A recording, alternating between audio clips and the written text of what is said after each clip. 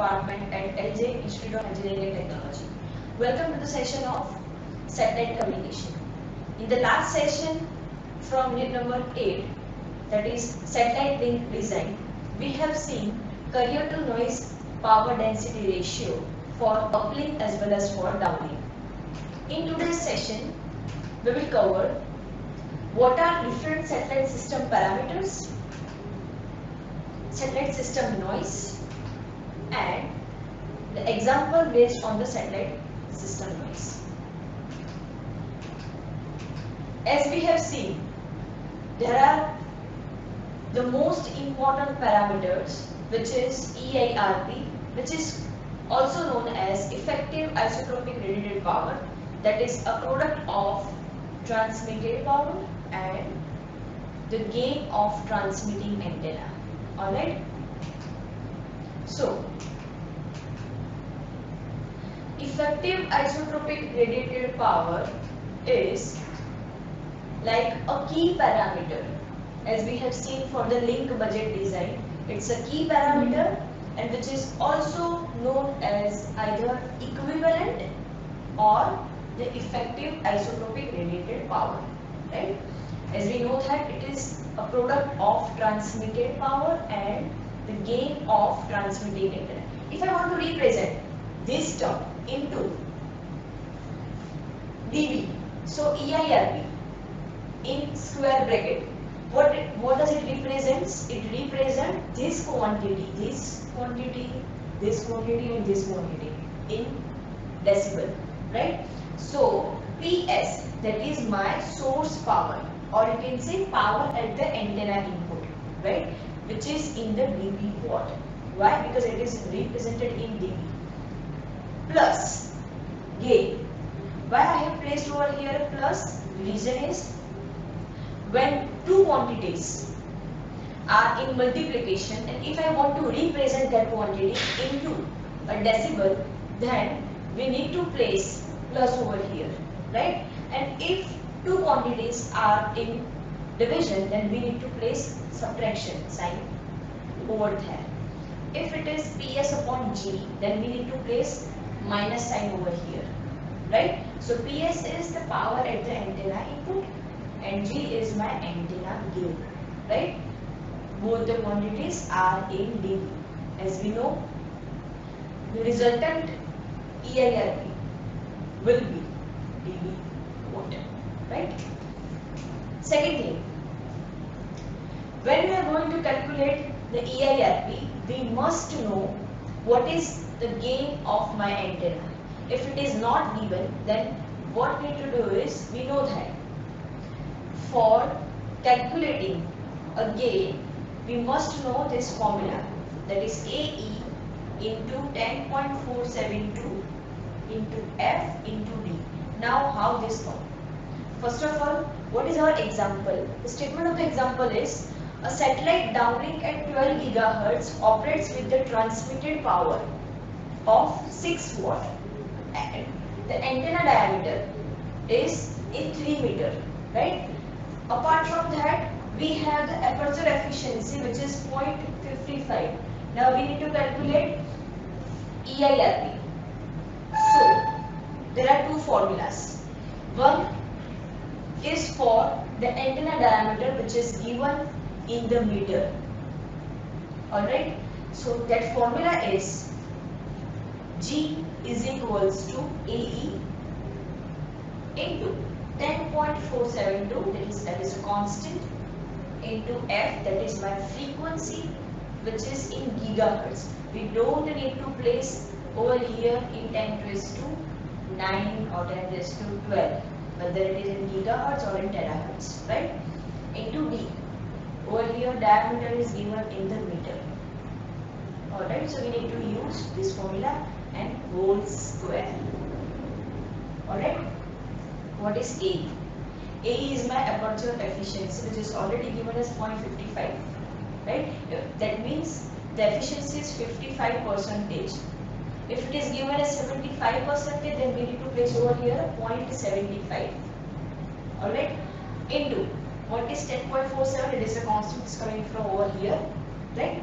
f, that is frequency in gigahertz. So we need to place only a 12. Alright, we can't place 12 into 10 raised to 9 because this quantity is already in gigahertz, right? Into 3. What is 3? 3 is the diameter of my antenna. Alright, this is the standard equation to calculate the gain of our antenna, right? So this quantity 78.168 if we are going to calculate this whole term.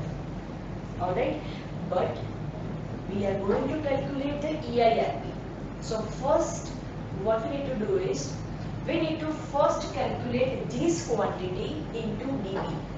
So the formula is, if you want to convert the absolute value into dB, we are simply use a 10 log base 10 this absolute value. So 10 log base 10 78.168. So my answer is 48.9 dB, right? And if you are going to calculate this EIRP, so EIRP is simply source power, that means the power of antenna at the input side plus gain, that's it. Okay. Second parameter is free space path loss. Now, what does it mean? As we have calculated the free space path loss in the very first topic of chapter number 8, that is in the basic transmission theory. Now, what does it mean? As free space path loss is represented as a LP, or I can say FSL. Okay. That is 10 log base 10 4 pi r upon lambda whole square. Now what does it mean? See, this free space path loss is the loss which is incurred by electromagnetic wave. Why? Because it propagates in the straight line through the vacuum with no absorption and no reflection of energy of nearby objects, right? So we can say that my free space path loss is frequency dependent. Okay, I can say that it is frequency dependent, and as my wavelength, that is lambda, and it will going to increase with the distance r. What is this distance? This distance means between my transmitter and my satellite. If this distance is going to be increased, my free space path loss is going to be increased. Alright. Now what is the formula that we have already seen, that LP, that is equals to 4 pi r upon lambda, right, whole square. Now what is lambda? Lambda is the wavelength. What is r? R is the distance between my transmitter and satellite. Okay. If I want to represent it in terms of frequency, as I can say, lambda is equals to c by f. So c by f. Okay. As it is frequency dependent. Okay. If frequency is going to be increased, my free space path loss is going to be increased. As range is going to be increased, free space path loss is also going to be increased. But it is inversely proportional to the lambda. As lambda is going to be increased, my free space path loss is going to be decreased. Alright. So this is a free space path loss. Now, if I want to represent this quantity in decibel, then what we need to do is simply put 10 log base 10 4 pi r upon lambda, or I can say in place of lambda we can use c by f. Alright. As it is square over here, so this square coming towards multiplication with 10. So 10 into 2, that is 20. Alright. So 20 log 4 pi f r upon c. What is c by f? C by f is lambda. What is r? R is my range between the transmitter and the satellite. Alright. But if we are going to separate out this quantity, that is 20 log 4 pi f upon c, or I can say 4 pi upon c plus 20 log f plus 20 log r. So I can say I can solve this quantity, this one. for C that is equals to 3 into 10 raised to meter per second, and the frequency is already given in the gigahertz. So I can say that my path loss, that is 92.4 plus 20 log f, frequency is in the gigahertz, and the 20 log r. What is r? R is a distance. It is always in the kilometer. Alright? Now, we will see one example based on the free space path loss. Now, what is the statement? Statement is, find the free space path loss for an uplink operating at the 6 GHz with a distance r is given 42,000 km. Okay, if the earth station EIRP is 120 dB watt, so what will be the received power in dBm? Now, what is the difference between dB and dBm? dB means we are going to calculate the decibel value with reference to 1 volt, and dBm means we are going to calculate the decibel value with reference to 1 millivolt. Alright, whether it is in voltage, the millivolt, if it is in power, the milliwatt. Right? Now, formula that we have already seen, LP that is equals to 92.4 plus 20 log frequency plus 20 log my range. Right? Range is given as 42,000 km, right? Plus frequency is already given in gigahertz. So we are not placing over here 6 into 10 raised to 9 because it is already in gigahertz, right? So 6 gigahertz over here. Alright? S we can calculate over here, that is LP. This quantity will be in dB. Why? Because as we have seen in the last PPT, that if you want to convert my free space path loss in decibel, this is the way. Okay, this is the formula that you need to remember. Alright.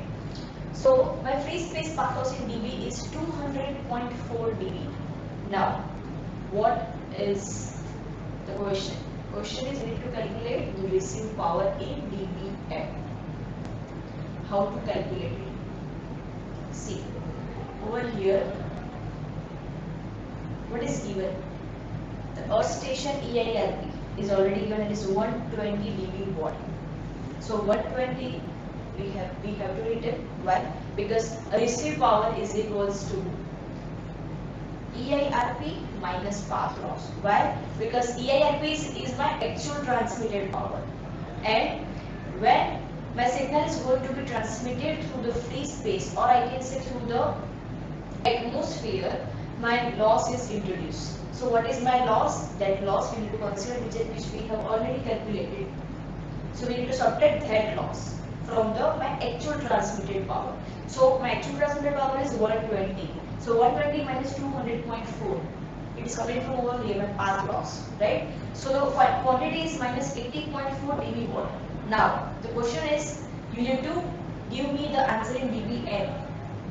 So if you want to convert that dB into dBm, we simply need to subtract this quantity from 30. Okay? Why? Because we know that 1 watt, or I can say 1 milliwatt is equals to 10 raised to minus 3 watt. Alright? So 10 raised to, if we are going to convert that 10 raised to minus 3 into dB, it will be minus 30. Alright, 10 log base 10, 10 raised to minus 3.